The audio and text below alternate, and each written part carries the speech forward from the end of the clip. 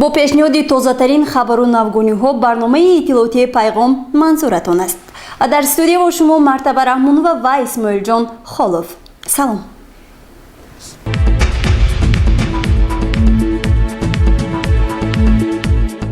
ҳамасола 3 декабр рӯзи байналмилалии маъюбон таҷлил мегардад. бахшида ба ин сана вохӯриву чорабиниҳо доир гардида тантанаҳои ҷашнӣ низ баргузор мегардад. гузориши аввалини барномаи иттилоотии пайғом аст дар ин бора. мувофиқи қарори ассамблеяи генералӣ аз 14 октябри соли 1992 ҳамасола 3 декабр дар саросари ҷаҳон ҳамчун рӯзи байналмилалии маъюбон таҷлил мегардад. ҳадафи он мусоидат ба ҳуқуқҳои маъюбон дар ҳамаи соҳаҳои ҳаёти ҷамъиятӣ, инчунин ҷалби таваҷҷӯҳи кулли ҷомеа ба мушкилоти шахсони маъюбият дошта мебошад. вобаста ба ин дар ҷумҳурии Тоҷикистон ба ҷуз мақомотҳои дахлдор ҳамзамон ташкилотҳои алоҳида фаъолияти босамар доранд ки яке аз онҳо ташкилоти ҷамъиятии маркази дастгирии занони танҳо Нури Умед мебошад. ва чун мо дар арафаи таҷлили рӯзи байналмилалии маъюбон қарор дорем, дар тарабхонаи меҳру муҳаббат чорабинии бошукӯҳ бахшида ба ин сана аз ҷониби ташкилоти болозикр доир гардид. он аз рӯи лоиҳаи тавонбахшӣ ва дастгирии муштараки шахсони имконияташон маҳдуд ва гурӯҳи осибпазир ва рушди созмонҳои ҷомеаи шаҳрвандӣ дар Тоҷикистон буда бо маблағгузории Вазорати корҳои хориҷии Дания бо дастгирии ташкилоти байналмилалии миссияи Восток мебошад.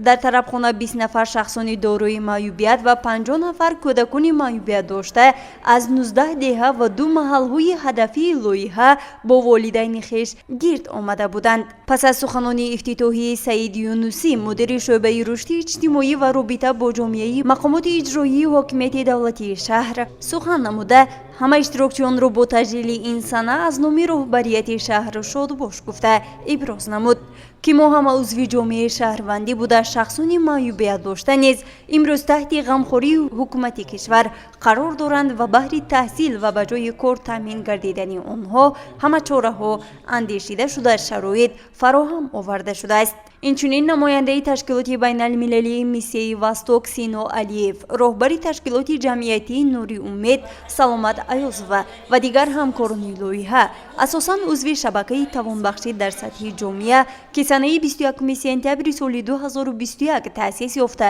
ташкилоту идораҳо ва шахсони алоҳидаи хайрхоҳро гирд овардааст, сухан намуда таҷлили ин рӯзро ба ҳама иштирокчиён самимона шодбош гуфтанд. бояд зикр намуд ки шабакаи мазкур барои бартарафсозии мушкилотҳо ва ҳимояи ҳуқуқҳои шахсони маъюбият дошта таъсис дода шуда, аъзоёни он ҳар 3 моҳ як маротиба ҷаласа гузаронида ҳар мушкилоти мавҷударо бо кӯмаки ҳамдигар бартараф месозанд. хондани шеъру суруд, иҷрои рақсҳои мафтункунанда аз ҷониби тарбиятгирандагони маркази тавонбахшии Рахшон ва баҳрабарандагони лоиҳа ба ҷашну ҳусни дигар зам намуда хотири иштирокчиёнро болида намуд. аз роҳандозии чунин вохӯриву тантанаҳои идона иштирокчиён хушнуд гардида чанде аз онҳо миннатдории хешро ба ташкилкунандагони он баён намуд.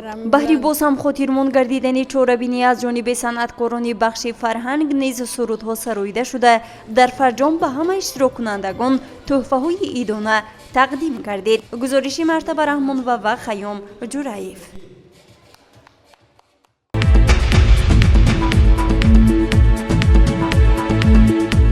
бахшида ба санаи 9 декабр ҳамчун рӯзи байналмилалии мубориза бар зидди коррупсия дар муассисаи таҳсилоти миёнаи умумии рақами 71 бо зиёиён ва омӯзгорон семинар доир гардид. дар равандҳои сиёсии ҷаҳони имрӯза коррупсия ҳамчун зуҳуроти номатлуби иҷтимоӣ мушкилоти гаронеро барои инсоният ба бор овардааст. ҳарчанд аҳли ҷомеа бар зидди ин амалҳои ғайриқонунӣ доимо дар мубориза омода бошад ҳам, то ба ҳол чӣ дар давлатҳои абарқудрат ва чӣ дар давлатҳои рӯ ба инкишоф коррупсия арзи ҳастӣ дорад. санаи 9 декабр чӣ тавре пештар гуфтем ҳамчун рӯзи байналмилалии мубориза бо коррупсия таҷлил мегардад. вобаста ба ин сана дар толори муассисаи таҳсилоти миёнаи умумии рақами 71 бо омӯзгорон ва зиёиён семинар доир гардид. чорабинӣ бо суханони ифтитоҳии мудири шӯъбаи маорифи шаҳр Мукаммалзода Шоҳида оғоз гардида, ӯ қайд намуд که مبارزه بر ضد کروپسیا در سیاست دولتی جمهوری تاجیکستان همیشه یکی از مسائل‌های اساسی بوده. مقاومت و پیشگیری امیل‌های با آن مساعدت کننده سال به سال جدی‌تر می‌شود. این در حالی است که کشور ما از روزهای نخستین به دست آوردن استقلالیت دولتی مبارزه با کروپسیا را همچون سمت افضلیت‌ناک سیاست دولتی قرار داده به تشکل زمینه‌های حقوقی و ساختاری و تحکیم همکاری‌های بین المللی در این سمت آغاز نمود. در چاره‌بینی مذکور معاون رئیس شهر پروین نقیبی، پروکرور شهر پنجکند مشاور عدلیه درجه 1 عظیمزاده سرور و سردار شعبه منطقوی اگنت نظارت دولتی مالیوی و مبارزه با کروپسیا جمهوری تاجیکستان در وادی زرافشان پالکونیک عدلیه اکوبرزاده دلشاد اشتراک داشتند. معاون رئیس شهر پنجکند پروین نقیبی و دیگر اشتراکچیان سخن نموده تاکید نمودند که باید سیاست پیشگرفته اساسگذاری صلح و وحدت ملی پیشروی ملت پرزیدنت جمهوری تاجیکستان محترم امامعلی رحمان را در سمت مقاومت با کروپسیا همه جانبه دستگیری نموده کارها را در این سمت تقویت باید داد و تاکید گردید که مقاومت با کروپسیا نباید کاری تنها مقامات مخصوص دانسته شده. در این روند فعالیت دست جمعانه را به تمام اهل جامعه هر یک شهروند و جامعه شهروندی به راه مانده شود. گزارشی مرتبه رحمان و اسماعیل جان خالف.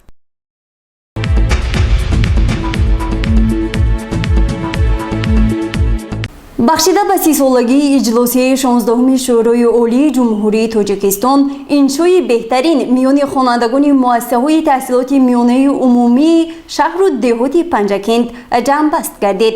ادامه موضوع است در گزارش همکارانمان. با مقصد بیدار نمودن حس خودشناسی ملی و بالا بردن سطح فهمش سیاسی خوانندگان، تلویزیون سیمای شهر پنجکند در همکاری با مقامات اجرایی محلی حکومت دولتی شهر پنجکند و شرکت رخش تاکسی در شهر پنجکند بخشیده به 30مین سالگرد اجلاسی 16 شورای عالی جمهوری تاجیکستان در بین خوانندگان مؤسسه‌های میانه تعلیمی شهر و دهات پنجکند آزمون انشای بهترین را راه اندازی نمود. دور اول این آزمون در حدود مؤسسه‌های میانه تعلیمی گذرانیده شده، دور دوم یعنی نهایی آن در شهر پنجکند برگزار گردید. چطور شما اطلاع دارید، دور نهایی آزمون با اشتراک خوانندگان از مؤسسه‌های میانه تعلیمی شهر پنجکند هفته گذشته در مؤسسه میانه تعلیمی رقم 47 شهر پنجکند دایر گردیده. این بعد دور دوم و نهایی این آزمون با اشتراک خوانندگان از مؤسسه‌های میانه تعلیمی حدود جماعت و دهات شهر پنجکند در مؤسسه میانه تعلیمی رقم 47 شهر پنجکند دایر گردید که در آن خوانندگان فکر و ملاحظه و برداشت‌های خود را با مهارت و استعداد به خود خاص روی اوراق سفید آوردند. رفت این آزمون را معاون رئیس شرکت صدا و سیما در شهر پنجکند صبرینا اکرمووا، رئیس شرکت رخش تاکسی مفتون جورایف و آموزگاران و دیگر مسئولین نظارت کردند. پیش از آغاز آزمون از جانب مسئولین خوانندگان با شرط و شرایط و رفت این آزمون آگاهانیده شده رعایت حتمی آنها طلب کرده شدند.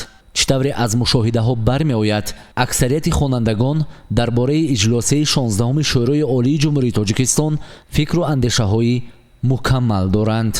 در رفت آزمون راهبر شرکت رخش تاکسی مفتون جورایف با اشتراکچیان صحبت دایر نموده وعده داد که در آینده نیز برای دستگیری آنها آزمون های گوناگون را با سرپرستی شرکتش راه اندازی می کند.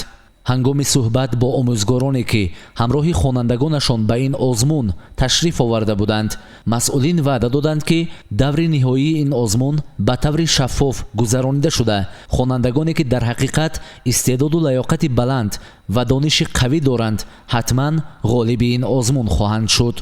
یادرس می‌شویم که بعد از تفتیش انشاهای نوشته شده از جانب اعضای کمیسیا که از جانب آموزگاران با تجربه و دانشمند تشکیل شدند، غالبان این آزمون روزهای نزدیک پرره معین کرده می‌شوند.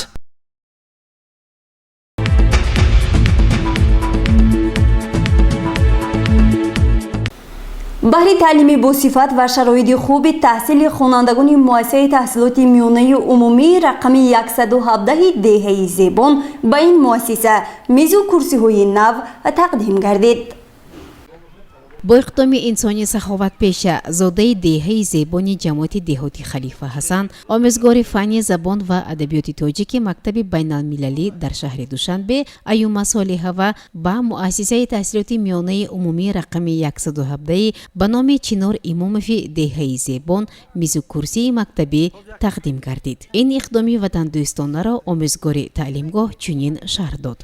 یک تمام کننده همین تحصیلات مکتب همین آمده مکتب یک نگاه کرد، همین تجهیزات پرده و استولای کهنه بود.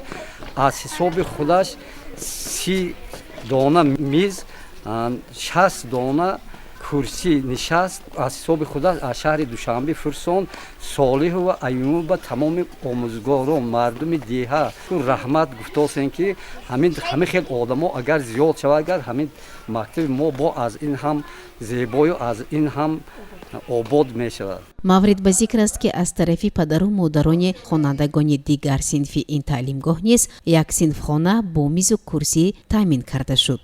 پدر و والدین که صحبت گذرانده یک صنفخانه به پول از دیگر تجهیزات نشست و همین کرسی و میزش از سر نو بنیاد کردن با یاری همون پدر و مادران. باید گفت که مؤسسه تحصیلات میانه عمومی رقم 117 به نام چنار امامفی دهه زبان هنوز سال 1963 قرن گذشته ساخته شده بود. در همان سالها همگی 6 صنف خانه وجود داشت و آن باشد هم تنها برای صنف‌های ابتدایی. با مرور زمان با زیاد شدن اهالی با دستگیری آموزگاران و والدان سال 1990 4 صنف خانه علاوگی ساخته شده بود. در عین زمان در این مؤسسه 447 نفر خواننده تحصیل می نماید. آموزگاران باشند 35 نفر و کارکنان تکنیکی باشند 10 نفر را تشکیل می دهند.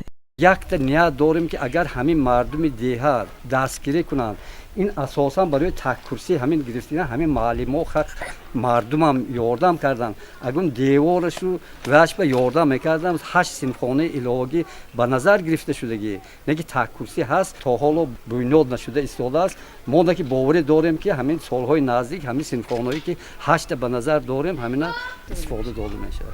از رفته تحصیل خوانندگان و اجرای پرمسئولی وظیفه آموزگاران سرمتخصص شعبه معارف شهر پنجکند مدینه بانو باباییوا با این تعلیمگاه آمده از تحفه اهدا کرده شخص سخاوتپیشه ایوم صالحه و شناس شد. پس از آشنایی با فعالیت دبستان نماینده شعبه معارف مدینه بانو باباییوا برای آبادی و بنیادکاری تعلیمگاه به مسئولان مصلحت‌ها داد. در صورت دستگیری نمودن و رسانیدن کمک مالیوی برای خوانندگان مؤسسه تحصیلاتی میانه عمومی رقم 117 دهه زبان جماعت دهاتی خلیفه حسن 8 صنفخانه علاوگی بنیاد کرده می شود که این آرزوی دیرینه آموزگاران و خوانندگان و عموما خود والدین هم می باشد. با گفته معلمان بنیادی بینای نو برای همگان خیلی ضرور است.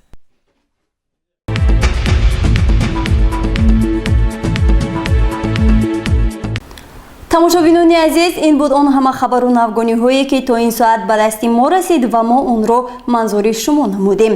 То барномаҳои дигар, хайр.